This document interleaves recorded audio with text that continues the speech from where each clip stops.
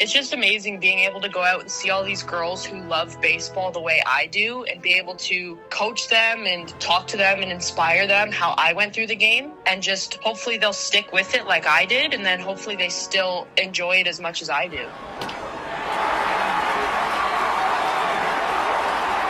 Welcome to episode 394 of Alberta Dugout Stories podcast. I'm Joe McFarland.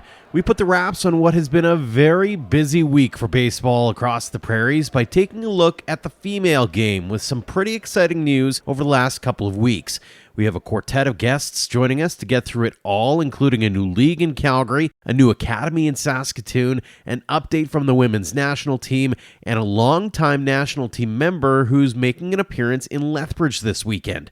We'll start in Calgary, where, as we've spoken about on the show over the past few weeks, the annual Girls with Game YYC event was held at Confederation Park North on a gorgeous Saturday afternoon. Aside from being a jamboree of sorts for girls across the Calgary region, this year's event was being touted for a major announcement and a special guest. The announcement, Calgary's only all-girls Little League, is starting up. The Calgary Wild Roses will take to the field this summer with T-ball, rookie ball, minors, and majors running for 6 weeks. Registration's now open, and you can find that link on their Instagram, which is at Calgary Wild Roses. It's a great addition to the efforts across the province, including the Baseball Alberta Girls League, among others. Now, the special guest was a friend of the show in Sydney Barry. The Fort McMurray native was excited to see all the girls out for some baseball on Saturday. She was treated like a rock star of sorts to boot, having been selected 74th overall by Los Angeles in the Women's Pro Baseball League draft. We last caught up with her over the winter, so we wanted to get an update on how things have been going and what it meant to her to be an ambassador for the game while she road tripped through Calgary. Sydney, welcome back to the show. Thanks so much for joining us. Yes, thank you for having me. Fresh off a trip south to Calgary for the annual Girls with Game YYC event, although this one was a special one. How are the vibes after a gathering like that on a beautiful Saturday afternoon? Oh, they were amazing. I showed up, it was a beautiful Saturday, which made it even better, super sunny. And then walking up there and seeing like 40 to 50 girls from age 5 to like 13, I was like, holy crap, like this is insane. There's so many girls out here. There was, I think, 8 coaches, and they were all girl coaches, and it was insane just walking to the field and seeing all of that, not even talking to anyone yet. Mm-hmm. Have you perfected your autograph on a baseball quite yet? I think so, personally. I think it's pretty good. I have a couple girls that I've coached in town that I was lucky enough, they asked me to sign baseballs for them and other things. And it's still mind-blowing when someone will come up and be like, oh, can I have your autograph? It's kind of like, oh, like, I guess. Like, it's crazy because in my opinion, I don't seem like I'm that big of a person to be giving autographs. But in other people's eyes, especially younger girls, I can tell that I could definitely be a role model for them and someone who can inspire them. Mm-hmm. Do you put the number in the autograph at all, or is it numberless? Oh, it's always my number. All right. And what's the number? Got the number there. Number 12. Number 12. All right. So now you know when you're looking back in time, you're like, wait a minute, that signature looks familiar. If it's got a 12, it's Sydney Barry. That is awesome.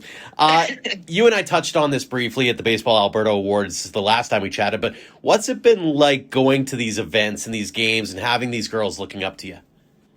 Oh, it's amazing. Like, every time I've been reached out to go to an event for girls, I'm always, yes, for sure. If I'm available, I'll be there. Doesn't matter if it's all the way in Calgary and I got to do that whole halfway across the province trek. Like, I'll be there. It's just amazing being able to go out and see all these girls who love baseball the way I do and be able to coach them and talk to them and inspire them how I went through the game, and just hopefully they'll stick with it like I did, and then hopefully they still enjoy it as much as I do. Give us a little taste of your speech on Saturday. Oh, it's a rough one. It was more just, I told them to stick with the game and just keep going and don't give up on yourself and always believe in yourself. And since I was a little kid, my dad taught me that don't and can't aren't in your vocabulary. So don't say, oh, I don't want to do this, or I can't do this. If someone asks you to do something, you always say, oh, I can for sure do that, coach, and all of that stuff. And just keeping the love for the game and trusting coaches, because from a young age, I've always trusted my coaches, and they're there for a reason. And I just want girls especially, well, everyone especially, to trust their coaches and know that they're there for a reason. And so most coaches are volunteering their time to try and make you better, and just listen to what they're saying because they want to make you better. It's funny you mentioned the coaches thing, and let's hop into that for a second, because I'm actually coaching my son's T-ball team this year, and we actually have 2 girls on the team of 8. So it's been fascinating and awesome to see. Any advice, not just for me, but any other coaches out there on fueling their love of the game, especially at those early ages when you do have the mix? Oh, for sure, because I've always been on a mixed team when I've played competitive, and my dad has been the coach for every competitive team I've been on, and he was really good at being serious when it came to on the field, but also being loose and having fun with the players and not being too serious, because it's minor sports. It's not, you don't have to be down to the bone every time, and just kind of being loosey-goosey. But then when it's game time, like, we're serious, this happens, and just trying to get to know your players too, I find, is really good. I've had Joey Iannetti was my coach, and I still talk to him all the time now, and I see him as one of my other dads, and I'm really close with him and a bunch of the players I've played with. And I think coaches just really need to try and share their love of the game with their players too. And I was really fortunate that my coaches always did that, saying, oh, I love this game, or just showing us how they love the game and trying to keep us engaged. And I think you got to try and make a bond with your players as a coach. Even if you're going to coach them for just 1 year, I think it's really important to have that really good coach and player bond. I'm a big fan of fun, and I'm also a big fan of cheering on your teammates. I get them to cheer every time their teammate does something good, and they've loved every minute of it. So that's been fun. Speaking of fun, the big news from Saturday, the Calgary Wild Roses. What do you think of the idea of that and the idea of having a league for girls in Calgary? It's amazing. I wish here in Fort Mac we could have one. It would be amazing. But being able to be a part of that was amazing to me, and being able to help share the news that we're going to actually have an all-girls league in Alberta was amazing. And being able to see all the girls that wanted to be a part of it, and just thinking like, oh, we have an actual girls league where you can start young playing with girls only and playing against girls. It's amazing, and it can set girls up so much better with their confidence, especially in the future, because I know a lot of girls, when they play baseball, they're scared to play with the boys or don't have that much confidence in themselves.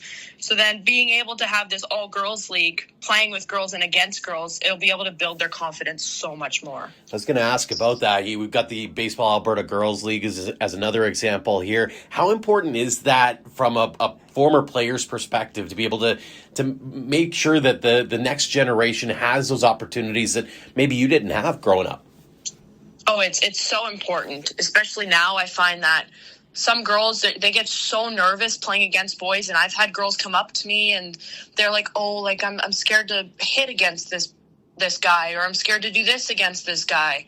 And I can totally understand that. I was like that younger too. I was scared to play against the boys, but then I really enjoyed it as a player. But some people don't. Some girls don't like playing against boys or playing with boys, and they just want to play with girls. And then having this league, especially the Wild Roses one, and then Bagel now too, it's like now they can play with the girls and play against girls, and then just enjoy baseball way more playing with girls. What was the unlock for you? Do you remember the moment where you kind of went, okay, I can hang and I'm not nervous anymore, quote unquote? Honestly, it was because I played with another girl for a few years before it just became myself. So that really helped me too, having another girl on the team with me who was one of my best friends. And then it was especially when she had left and it was only me that I found, oh, okay, like the guys on my team, they embraced me so well, and they didn't treat me like the girl on the team. They treated me like one of them.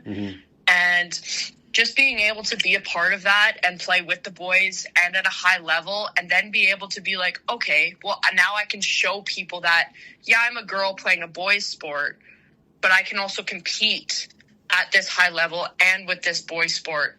So there's nothing, obviously, yeah, the big, long, blonde ponytail is making me stand out. But other than that, I'm just a baseball player playing baseball. That is fantastic, especially for those that are looking for that light, looking for that opportunity, and that unlocks. Fantastic. One more for you before we let you go, Sydney. What's next for you? What are you working on this summer? What do you got planned? Well, I'm playing AA this year with Fort McMurray. I'm playing with my brother. Oh, very which cool. Is crazy. And my dad is coaching, so there's 3 berries on a team together. So it's been an experience, but I've been loving it. It's less time-consuming, and it's a lot of fun. And then working, obviously, and some school, and then trying to get out to all the baseball stuff I can with girls or just regular baseball, and trying to stay a part of the game as much as I can this summer. Well, that's fantastic to hear, and looking forward to what's next for you in your development and in your professional journey as well, should that opportunity come about as well. Sydney, always a pleasure getting a chance to catch up with you. Thanks so much for joining us here on the show. Yes, thank you very much. Next up, we head to Saskatchewan to check back in with another WPBL draft pick. Saskatoon's Addie Ziebart has joined forces with Taylor Schuler to create Prairie Edge Baseball, Saskatchewan's first all-female baseball academy. Registrations just opened up, which you can find by heading to @Prairie Edge Baseball on Instagram. It's a fantastic opportunity for girls to have their own space to train and fine-tune their skills with a couple of rising stars in the Saskatchewan baseball ranks. I caught up with Addie this week to talk about all the logistics, where they're setting up, and inspiring the next generation of baseball players. Addie, welcome back to the show. Thanks so much for joining us. Thanks for having me back. Take me into the origin story about Prairie Edge and how this idea all came to life. Taylor and I were talking through kind of our vision that we each had for starting an academy in Saskatchewan, and we decided that this would be something that would be great to work on together. We get along really well, and so at North Carolina Development Camp, we decided that this is something we wanted to do, and from there, that's where the idea started coming from. What's it been like trying to get everything ready to roll here? Because I'd imagine it's probably been in fits and spurts, but also it's a marathon and a sprint to a certain extent to get things rolling for the summer. Yeah, of course. Like, we want to get out in front of it and get out there before anyone else does. So we're trying to get out fast, but we also want to do it right and make sure that we're reaching out to girls all over the province, especially with Saskatoon having a Royals zone. That's a great place to start reaching out, but we know that there are plenty of girls who play on all boys teams as well right now, so we definitely want to hit all the girls in our area that are playing baseball. So give us the 411 on what the girls will be exposed to, the time commitment, where they'll be playing, where they'll be training, all the details. So for this fall, we're looking at doing a 12U and a 14U fall ball. It'll most likely be at Jeff Hughes Field. They'll play double headers on the weekend and practice during the week. So we'll get lots of skill training and one-on-one coaching from some great coaches, I would say, Taylor and myself. And then through the winter, we're looking to do some off-season training. So girls will be able to get somewhere where they can throw and train with other girls, which is not offered at all in the city right now. How much of this is fueled off that idea of, hey, you and Taylor maybe didn't have some of these opportunities before, to be able to maybe give them that extra push they need to maybe hit the next level, make a national team or make a provincial team or whatever the case may be, or whatever their aspirations are? Yeah, I think that's one spot that girls baseball is lacking right now is, like, it's a lot of girls' secondary sport because there is no option in the off-season to train with all girls. Whereas, like, something like hockey, there's lots of training options where they can play with other girls, train with other girls, have female coaches.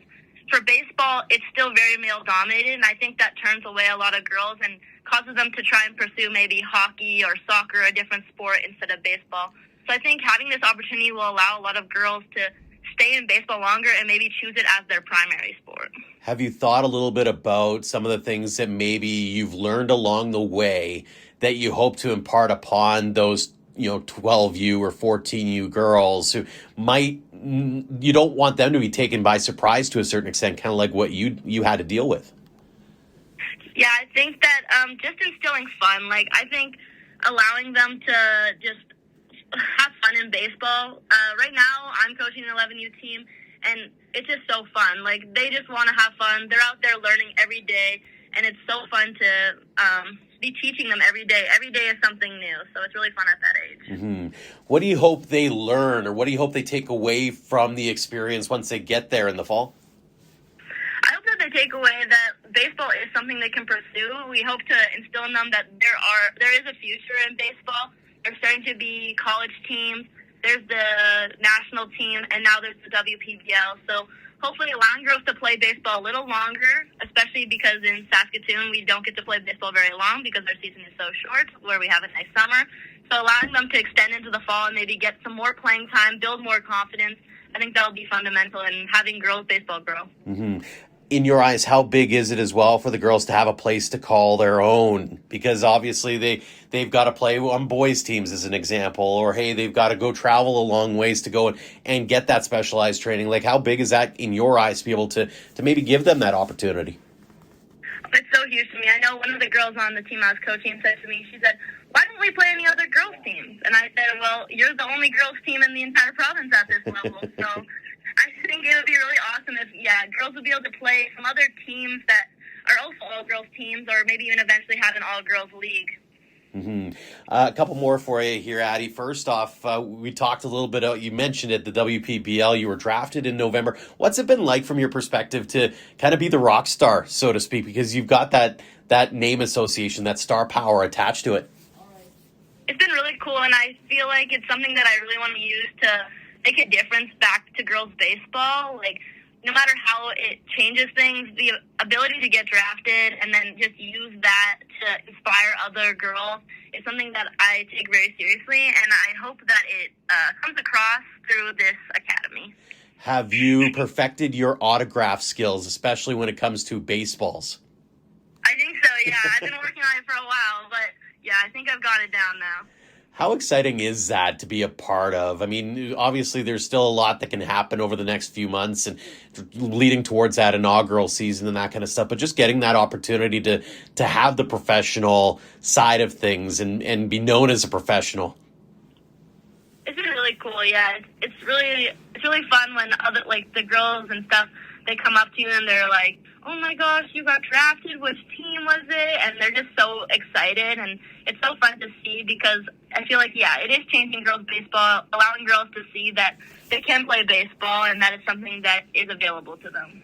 Final question for you, and it comes back to Prairie Edge, is how do you gauge success when you look back on it? If you get the crystal ball out and 5 years down the road, how do you think, what's the most important impact that you hope to make? I think impact is just girls sticking through baseball. We see so many girls drop out at that 13, 14 age group. I think that the best thing that could come out of this academy is that we see girls playing until all the way through 18U, even if it's just recreationally, but just because they can and they have the ability to play with other girls, they love the sport, and they just want to play baseball. Well, it's a fantastic endeavor and one that I give the giant tip of the cap to out in Saskatoon. Prairie Edge Baseball. Addie, always a pleasure getting a chance to catch up with you. Congrats on Prairie Edge. Continued success this summer and beyond. And again, thanks so much for joining us here on the show. Thank you for having me. We're going to take a quick break here on the show, and when we come back, we'll hear from Julianna Scott and Nicole Luchanski. This is Alberta Dugout Stories, a podcast. Jump.ca, your SaskTel authorized dealer, knows what it takes to step up to the plate, which is why we bring you the complete lineup of SaskTel wireless, internet, TV, and home security. Whether you're at the ballpark or back home, Jump.ca keeps you connected. Bring it all together at the Jump.ca event experience in Saskatoon June 6th when the Berries host the Regina Red Sox. Jump.ca, your SaskTel authorized dealer.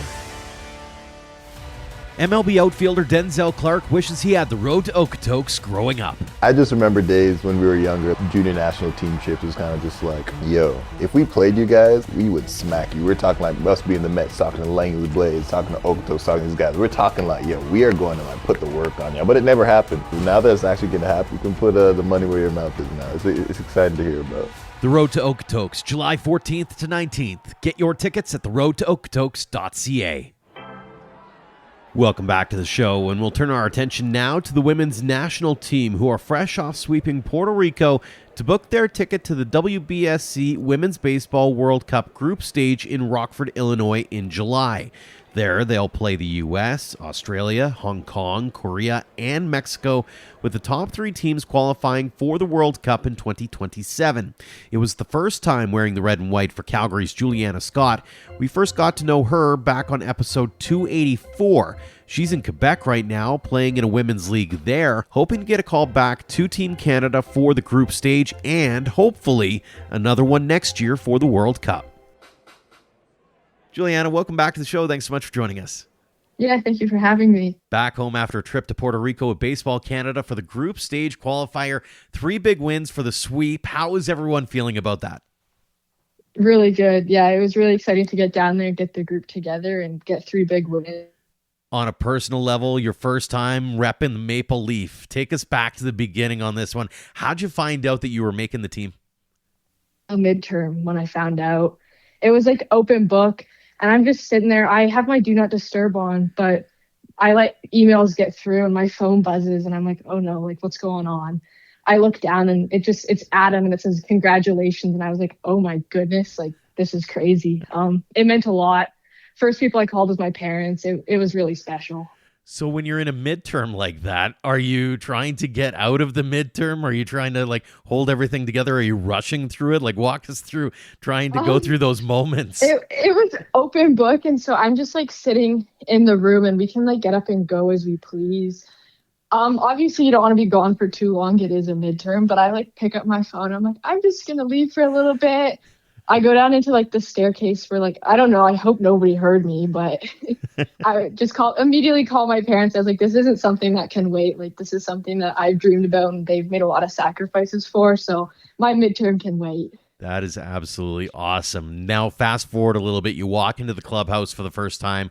There's your swag. There's Canada. There's your jersey. There's your hat. There's everything you've been dreaming of. How crazy was that moment for you? Yeah, it was really cool. I don't even know if I can put it into words. I walked in alongside some other rookies that I met in Quebec, and we were all just like, this is crazy. Like, what is going on? This is kind of like our I made it moment, seeing it all in front of us. So it was really special.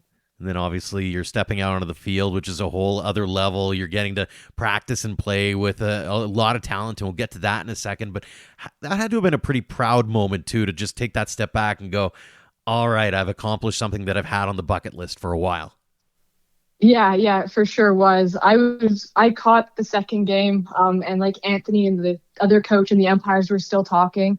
And I'm just like standing there kind of looking around being like, this is crazy. Like I see my parents in the crowd. The field is beautiful. It was awesome. It was amazing. Let's talk about that talent, because you're surrounded by some Team Canada veterans. You're surrounded by some women who've just recently been drafted into the WPBL as an example. How much of that entire experience was about playing the game and doing the job that you've got to do, and also being that sponge and learning from all this talent around you? Part for me, very, very good, and has had the experience and been there before. So I think just learning from really everyone who can give me any information, being a sponge, soaking it all in, and yeah, coming back to be better. Who'd you lean on? I lean on a few people. I know Maddie and Cassie, every like morning at like 8:30, we'd go for a walk and we'd just talk, look at the beautiful scenery. We saw a bunch of crabs. It was really, really great. Kind of get you out of the baseball mode and just remind yourself like you're here for a reason, person-wise, athletically, like that's why you're here. And then I leaned a lot on Lucy. I mean, obviously she's been there a lot and has done a lot of great things with the national team on her chest. So I think I leaned on a lot of people in different directions. Mm-hmm. As a catcher, does it add a different level of complexity? I'll call it that, in terms of you're not just, playing the game, but you're kind of captaining things, right? Like you're in charge of that pitching staff. You're in charge of the pace of play, that kind of stuff. So walk me through sort of your mindset and trying to make sure that you are in complete and utter control, so to speak. Yeah, I mean, it does add a level of complexity, but at the same time, I love to catch. It's what I like to do. I caught Michelle Roche, and we were actually roommates. So like the night prior, we were talking about how we wanted to attack hitters. What was the plan? What are her favorite pitches? That sort of thing. So I think walking onto the field for the first time, it was more just like being like, you're all right. Like you belong here and that sort of thing. And as soon as I start catching, like it didn't matter. There was nothing in my head. I was just happy to be there. For sure. When you're back behind the plate, was there any of the women, any of the pitchers who you kind of had to take that step back after the first pitch and go, oh, they got some stuff? I caught a lot of them in the bullpen, so like not really. It was more of like I'm prepared to catch whatever they have. I'd never caught Liz Gilder before, so that was one of them that I was like, okay, let's see what you got. Like, here we go. And I mean, she got into a little bit of a sticky situation and got herself out of it with grace, so that was really cool to see. Mm-hmm. From an overarching perspective, what did you take away from that experience? Just how a lot of the senior players go about their business, how like the attention to detail they have, the little things that they do in their game, and just how like proud they are to represent Canada. Very cool. You are in Quebec right now. You're playing some ball out there, getting yourself ready and tuned up, and hopefully getting yourself onto the Rockford roster for July. What kinds of things did you take away from a playing perspective? Like, what kinds of feedback were you getting from the coaching staff to say, hey, work on this to make sure that you're hitting the ground running next time we get to play together? Yeah, I mean, they gave us feedback at the end of the tournament, what they wanted to see us improve on, what they thought we did well. So I went into the little meeting with my notebook, and as soon as I left, I wrote it all down. And I think just taking that stuff in the Quebec League and using it and finding spots to get better it's going to be really huge for my development. Mm-hmm. From an overarching team perspective, what's been the message around there as far as, making sure that you're ready to rock and roll, not just for Rockford, but also the end goal, obviously, is to be able to represent Canada at the World Cup in a year's time? I mean, just stay ready, keep competing, keep being you, keep working hard when nobody's watching. I think that's the huge part of it. We don't get to see each other until nationals and after, so just kind of being you, working hard, and staying ready for that. Very cool. Final question for you, and we'll let you get going here. Julianna, what would it mean to you to represent Canada at the World Cup in 2027? Oh, it meant a lot. It was really cool just being at this event. My whole family was there. I was really grateful for that. It's something I've dreamed of for a while, and they've made a lot of sacrifices for, so I'd love to keep moving that forward. We'd love to see you there as well, Julianna. Congratulations on being able to make Canada for the qualifiers there. Congratulations on the success there. Best of luck in Quebec and beyond. And again, thanks so much for joining us back here on the show. Yeah, thanks so much for having me. And we'll wrap things up in Lethbridge, where the Canadian Grand Slam of Baseball has taken over the city with so many events going on, including the CCBC World Series, the Road to Okotoks Prairie qualifiers, and the Lethbridge Bulls season opener, among many others. That included Champions Beyond the Diamond, an evening for women in baseball, and a Girls Got Game provincial girls baseball camp, which is coming up today and tomorrow if you happen to be listening here on a Friday. A special guest for the festivities over the week has been longtime national team star Nicole Luchanski. It's hard to believe it was December 2018 when she announced her retirement from the game after a decorated career, which saw her win all kinds of medals with both the provincial and national teams.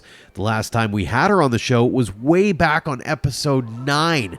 And before the Grand Slam, she sat down with Brent Radlinski for an episode of the Bullhorn in Lethbridge.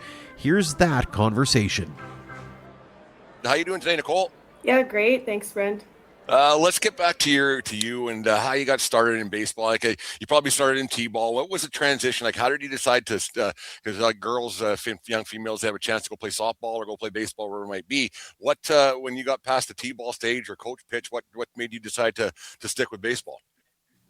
It's interesting. Yeah, at some point you go from coach pitch to player pitch, and that's when you kind of decide to do baseball or softball. And just like baseball, wanted to keep playing. And the Little League, I was in here in Edmonton, had no problem. You're like, there was a few girls sprinkled around, like just a couple of us. And then, probably around the time that I maybe would have made a different decision, the women's national team was formed in 2004, and I was 14. So then that really galvanized my position to stay in baseball. And we had like a little girls team that played in a boys league at that time. I kind of switched over to Baseball Alberta. So a few things just like lined up for me.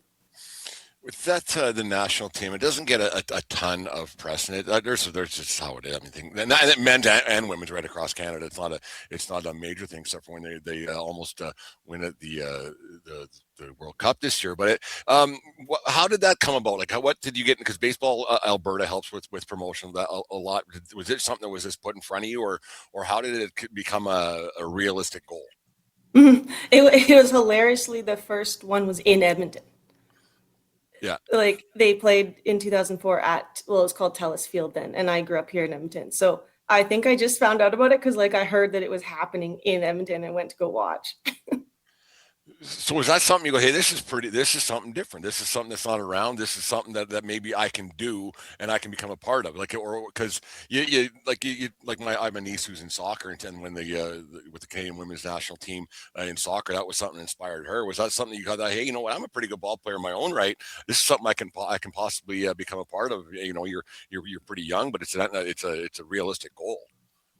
Oh yeah, definitely, definitely. And I just happened to hit that right age. So I was 14, and I watched them live play, and I could, they were a little better than me and a little bigger and older, but I could tell that and I knew from the roster that there were women on the team who were 16, 17, 18. So I was so close. Like I was coming right into the age of being able to make that team. And I felt like it was within my grasp. And then, like you mentioned about, Baseball Alberta, like they send a Baseball Alberta women's team to a Canadian national championships every year. So, and like I was already in like the Bantam or like the 16U version of that. So Yep. It was all just like perfect timing for me personally, I guess. Well, it's good. Better take advantage of when you can. It's like you go back even when you're younger. Was like you said there was you had an all girls team and then you moved up to Baseball Alberta. What was the decide, like how come it's just it's a hard thing to get girls to play baseball? Was it a bit of pushback from people, or that they got maybe go play softball instead, maybe play what was the vibe like? And it's a few years ago. I'm not trying to age you or anything, but it's like I got a few on you too. So but you just wonder, like in 2004 and younger, and then now we're in 2026, you wouldn't think that would be a thing still, but it still is. Yeah, I think I was like a little lucky because I was just young enough, like just a young enough generation to be past like the more tougher years where like if you go back to like 70s, 80s or farther back, like it was tougher and in the early 2000s, like not too many people in Edmonton were gonna get right in your face and say you couldn't try out for a team, so they would let you try out. And yeah, I guess we just, what am I trying to say here? Like there wasn't a lot of like in your face pushback. Like I think people were or were not happy with kind of girls sprinkled throughout the league, but it didn't really stop us. And I think the thing about softball is it's just so much bigger, so many more opportunities and teams and money and tournaments. And so like if you just want to play ball and you're into that, like there's no problem at all. You just easily fall into it. And so I think it's just like it's not an easier path if you want to make it to a super high level, but it's an easier path if you just want to play on a grassroots team, and there's no problem with that. And so like, yeah, I'm not really, and like nobody's against girls playing softball either. So I think just people didn't know about, and like this was also before social media, right? Like this is like pre-internet almost. There's people who don't understand. Think there is a time before social media. Yeah, so like to age myself. Yeah. Well. To age myself, like I'm 14, like in the on my parents' desktop, just like Googling, like that's all you could do. So it's like it was just a little bit of a different time, but it wasn't as bad as you'd think. Like it wasn't like 1950s, like getting locked out and not allowed to do stuff. Like people were still pretty supportive and good. That's no, you just wonder why it's still kind of there's some things, and like you talk about how like softball or fast pitch, where they call it a different thing, no matter what part of the province you go to, and how big that is too as well. And then you go down and you watch the NCAA Women's World Series and how massive that is for women. It's not like there's not opportunities, but I find it interesting when girls decide to, and it's nothing again, like it's just we especially in smaller communities sometimes maybe that's the only option that girls might have because there's not enough girls that want to play, and then so maybe you just not get forced into it. It's kind of that's the way things are, and it's the only chance I really got unless you want to travel sometimes 2-3 hours. And you don't really have a opportunity to do anything else. Yeah, totally. There's definitely that to it. Yeah, the smaller the community, the less teams there are around.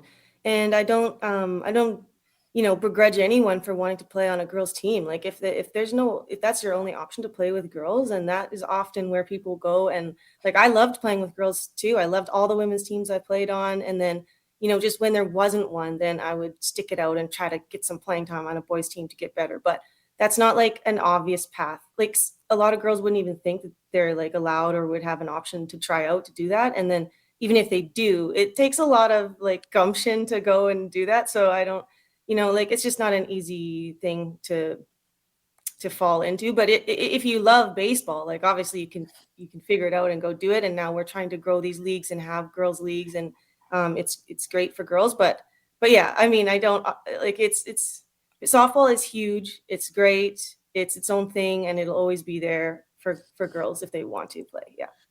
When you start playing for the national team, and then did you at any point did you kind of, I don't want to once again age you by calling you a pioneer, but that at any point did you see young girls in the stands looking up to you, and then you were only 3 or 4 or 5 years removed from that, and at what point did you kind of go, this is just big, this is a little bit bigger than the game? Yeah. And again, is before social media. So like, I didn't have Instagram followers, like that's nothing. And then we're not on TV. We're not really like, you can't really watch us play. You can pick up the odd game on YouTube. So we're like not celebrities, but you would start seeing the same girls at little girls camps we would run. And, like you do like the baseball Alberta winter girls camp, or like whatever with the national team 1-day clinic. And sometimes you'd start seeing like the same girls coming back, and they'd be getting older each year, and they would remember you. And then like they would already, like, I remember one time I went to sign a girl's bat. She wanted me to sign her bat. And then I looked at it and I had already signed it. Like, so she had like been there the year before. So, yeah, like, she didn't obviously remember me that well, but anyway, Yeah. Yeah, like, it's just some of those girls ended up becoming my teammates later, which was like a funny, interesting thing. And it was so great to be able to play with them. Like, obviously, something we were doing was giving them the signal that they could keep trying and playing and getting better. And then we ended up being teammates, and we kind of like laugh about it now. But that was cool to see some girls grow up and become baseball players. Yeah, like to have that sisterhood a little bit, and you see that, and you're all of a sudden you're the big sister to these younger girls. It must have been a pretty good feeling. Yeah, it was really fun. I was thinking about that the other night because I had like a few eras in my career. Like there's the era where you're the youngest one. Everyone goes through this. You're the youngest one on the team, and then you're kind of like in the middle pack, and then you're like the elderly player. And there was a part I remember on Team Alberta where like my cohort had kind of all retired, and I found myself on our team, and it was like I was like 27 and all the rest of the girls were 20 and under. And I had a moment where I was like, oh, this isn't gonna be as fun anymore. My friends are all retired. And then I made the conscious decision to like let's finish this out like strong, have like a few really good years with these girls. And we really bonded. And like I really, really look fondly back on those last few years now with those younger girls. And now they're 20, 25 or whatever going on. But we just like had all our little jokes and our little memes, and that's like a special era to me, is like being able to, I don't know how they thought of me. I would say the elderly player, but it was fun. When you look back over and how are you surprised how quick it actually, you called her a good one in 2019, correct? And you said that's yeah, my last year playing was 2018. Yeah. 2018. Well, when you look back on it, how quickly it probably went from 2004 right on through, is that something you maybe tell the younger girls when they're coming up? It goes pretty quick. Before you know it, it's over, and you're I use this with other athletes too. Okay, you run out of games, and it's just kind of like, well, that's was that something you look back and how quickly it all went? That's a great way to put it. Yeah, you just never think it's going to be over, and then suddenly it's over. And it's such a life like when you're younger and people say like life experience, you're like, I don't know what that means. I don't care. And then you get older and you're like, oh yeah, they were right. So I don't know that you can really impress that upon a 20-year-old. Like they just can't understand it until they're 30 and 40. And I'm sure when I'm 50, 60, like I won't be, like you look back, and I don't think I couldn't really impress it upon them. I just hope that I think they were living their lives to the fullest and taking full advantage. and I think also with, maybe we didn't say it out loud, but I think it became very obvious in women's baseball also, that it can end sooner than you think. Because like when you're in high school, your parents are maybe paying for things and they're making your dinner and they're driving you around, and then suddenly you turn 19 and now you're in maybe at the U of A or something, and your parents are like, well, we can't pay for your baseball Alberta fees anymore. And like it's $900 or $1,000 to go to nationals. Like, go away. You take care of yeah. yourself now. Right. Yeah. And I I signed a saw, contract till you turned 18. What your parents said, probably. Yeah, this is it. like, Yeah. like once you make the women's national team, those expenses are covered, but everything leading up to that, you got to pay for. So I've unfortunately, we've lost some players around 19 to 22 because they're like, I can't afford the $800. And I don't have, I'm trying to work or go to school and I don't have time to pay for a training membership to do this. And like, because we're not going on a softball scholarship where everything's covered, and then suddenly things just pile up on you, and then that player's not at nationals that year. So I think people saw that and they realized that it could end at any time, and they gave it their all. I just didn't think about this, but yeah, like, and I don't know. That's why I'm asking. Like, is the funding different for men's and women's teams? Is there like not at certain points? Is there just different financial things that happen? Because it's just it's just there's. I don't want to say more return on investment, but you get the odd kid that might end up playing and there's money come from different sources. But is the funding different, and what can be improved to get the funding to make sure it's on an equal level? That's an interesting question. When the great example of that is like, well, at the national team level, for a long time, they always had the, what do they call it? It's like the awards gala. So like the men's and junior men's teams would come and do their annual awards, but they would bring like their alumni back. They would invite alumni, and some of those alumni are like Russell Martin and like, Got a couple of zeros in the bank account. Yeah. So and like affluent Toronto businessmen will like pay to buy a table to be at like an event and like have a chance to have their jersey signed by like Jose Bautista. Oh, okay, sorry, bad example because he wouldn't have played for our Canadian team. I know what you're saying. Yeah. So like it is a self-fulfilling prophecy, right? And like we have like an Ashley Stevenson who's like the greatest women's baseball player of all time in our country, but like no rich Toronto businessman is going to come and pay like to get her autograph. So then the money doesn't transfer that way. And like, I'm not saying that's Baseball Canada's fault. It's just kind of like a fact of life, right? Like with all female athletes, you're never going to have, well, we'll never say never, but like, hopefully, with maybe some PWHL players, or like you see it on like the soccer team, sometimes they do have like that star power, but in baseball for sure, like we are not bringing in the bucks. So it's kind of self-fulfilling. Well, you look at soccer like you brought up, and you have Christine Sinclair is arguably, and I don't think it's even arguably the greatest Canadian soccer player of all time. Like for what she's accomplished, and whether it be men's, women's, or whatever it may be, she's the most decorated soccer player of all time, right? And then the women's national team has had heads and shoulders more success than the men's team has had over the years, and so it is kind of funny. And then I'm not going to pretend to sit here and lie to you and say that I'm a big soccer fan, but I would rather watch a women's soccer game than a men's soccer game. So it is funny how the money just doesn't, and I don't know how the financials work in soccer, but yeah, it must be a little bit tough because there's just a different spending. When you were younger, and then who was your like a baseball player that you looked up to a little bit?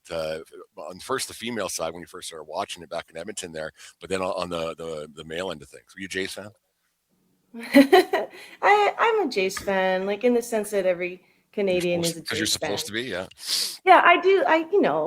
And obviously it gets exciting when they make it to the playoffs and you want them to win. I'm not gonna pretend that I'm a super intense Jays fan because I'll get called out. I'll get exposed quickly. Like I also, I'm from Edmonton. Like I'm an Oilers fan. Like it's kind of hard to cheer for Toronto. Like you're allowed to say whatever you want. But being an Oilers fan right now wasn't the easiest thing either after that stinker on Friday night. Holy cow. I know. Throwing stuff at the TV almost. What a wreck that is. I know. It's brutal. So like, but obviously like they are like Canada's team and like it's very fun to watch them play. And so but I would, in terms of a favorite player, like I would say I would have picked like any of those little scrappy second baseman kind of figures, because that's who I was kind of like trying to be. So like a Stubby Clapp, like There you go. David Eckstein, like those kinds of players. Stubby Clapp, ex Edmonton Cracker Cat, a lot of years ago there at That's right. which was that Telus Field, Remax Field back. Yeah, it's just a long time ago.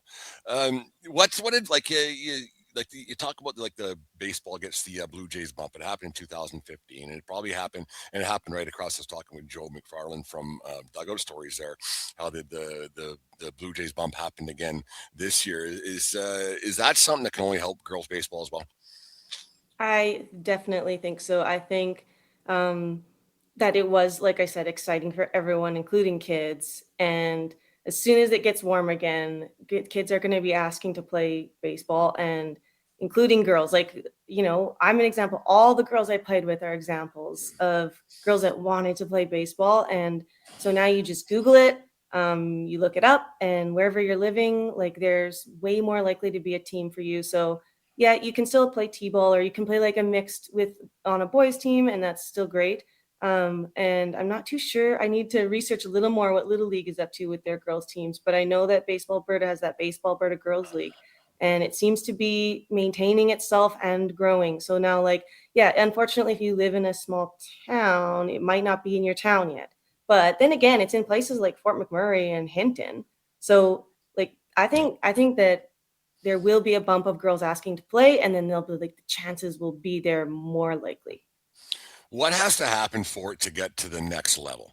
Like for it to get to the, I know more participation, but is it funding? Is it coaching? Is it exposure? All the above? Is it saying positive, towing the course and doing it all? Like what's it got to get to make sure? Because there's just as many guys as there are girls. There's as many little boys as there are little girls.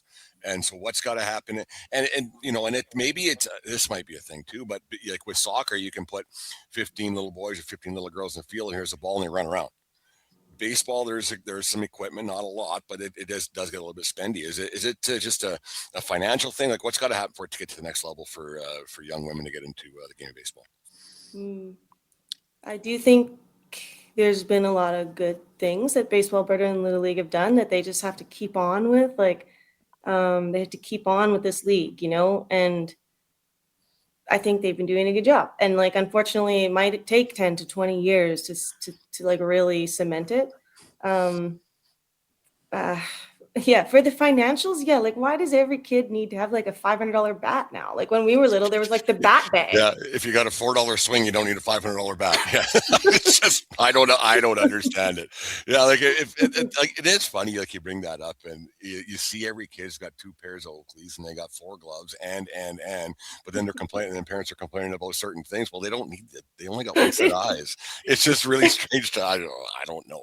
If you only but that's one. Yeah, that's like a larger societal thing that I don't think I can fix. It's like dogs. Like remember, like in the 90s, like your dog had like a leash and a water bowl, or the 80s. And that's all Bernie. That's my dog Bernie. That's all he's got. He eats a couple times a day in a leash and see you later. And Bernie, he'll find something old back. He gets even hungrier. You don't need all like sweaters and boots. I don't know. There's so many sweaters, and it's like now you feel like a bad dog parent if you don't have a sweater for your dog, and it's like +5, and they're still wearing a sweater. I don't know. I feel like there's a little bit of that in all of society, including youth baseball. So I don't know how to fix that, unfortunately. I don't think we're going to here in the Bullhorn Lethbridge baseball report on a Sunday afternoon, that's for sure. If you could give one message to parents whose girls are just getting started in the game of baseball, what's the message you would to tell them now that you're a little bit older and you went through the whole ringer? What's something you would a cautionary tale maybe for parents to keep going forward? Yeah, I would say that overall, like if they want to play baseball, it's like really good and really fun and cool sport, and it's a life skill, and that you should definitely encourage it. And like playing on a team sport is, like I said, a life skill that will improve you as an adult, as a person. And it's not that bad playing on a boys team if you have to. Like if there's no other option, like give them the chance, and they're probably going to be fine. Honestly, like nothing bad happened to me. Nothing, like most of my teammates had really good experiences. Some of the guys were actually really cool and became really good friends of mine. And so like, just give them that chance, number one. And then two, when the chance comes up to play on a girls team, like if you have all the means, I would encourage putting a little extra effort to get to that team, because that's what can really spark. Like when you're little in elementary school, you're playing on the boys team and stuff. And then like you get to that junior high age and it's like, okay, people are going through puberty and things are getting harder and the boys aren't like talking to me as much anymore. And now I feel maybe like an outcast. And it's like, okay, and now here's this girls team that's like going to Pee Wee Westerns, and you have a chance to try out. And maybe you are from Edson or something and you've never played baseball with another girl, and then you drive into Edmonton and you go to the tryout and you see 30 girls all trying out, playing baseball just as well as you or better, and you're just like, whoa, this is cool. And that kind of like sparks you to, even if you make that team and then you go back and play boys all season, but you still have that girls team to look forward to, that can like really, like, I mean, that I'm just relating my own experience, but that was amazing to have that chance to go to nationals with girls and women at the end of every summer. And unfortunately, we're like a large geographic area here. And so like, there's probably going to be some driving. There might be a few hotel nights, like, you know, and just like, if at all possible, that's where I would focus my resources to try to get them that experience playing with other women. Cause that opens your eye, like, this is like real baseball. And there's like a community of us that love it and we're good at it. And yeah, we can like keep going with baseball. Confidence builder. Like it's just, yeah, I'm like with my niece talk about that, because she went through the COVID times and it was like pretty tough, and then she got like soccer kick, kind of, I don't want to go as far as saved her life, but it didn't hurt, that's for sure, with all stuff that was going on there. Nicole, thank you very much for doing this here on a Sunday afternoon, and we'll see you here for the Legend of Canadian Baseball Gala on the 27th of May. Thank you very much. Thanks, Brent. Thanks again to Sydney Barry, Addie Ziebart, Julianna Scott, and Nicole Luchanski for joining us on the show. And thanks to all of you for downloading and listening, especially over this last week. We hope you've enjoyed us going daily and promise to slow things down somewhat next week. We know we skipped the news this week, so we'll catch you up next week on all the things happening during what we're hoping to be 2 episodes. The first will be a wrap-up of the Rural Roots Baseball Classic in Cardiff. Our Ian Wilson is heading there, and we'll bring you a few of the conversations from the Weyburn Beavers and Saskatoon Berries, as well as the community there. The second will be a wrap-up of the Road to Okotoks Regional Qualifiers in Vauxhall and Lethbridge, which I'll be heading to. Hopefully the weather holds out until the end of day Sunday so we can see a regional champion crowned heading into the main event in Okotoks in July. As always, a tip of the cap to our Platinum supporters, the Okotoks Dogs, Under the Light Sports and Entertainment, and the Western Canadian Baseball League for their generosity in helping us tell the game stories in our province. For more on our tremendous teammates, head to albertadugoutstories.com/supporters.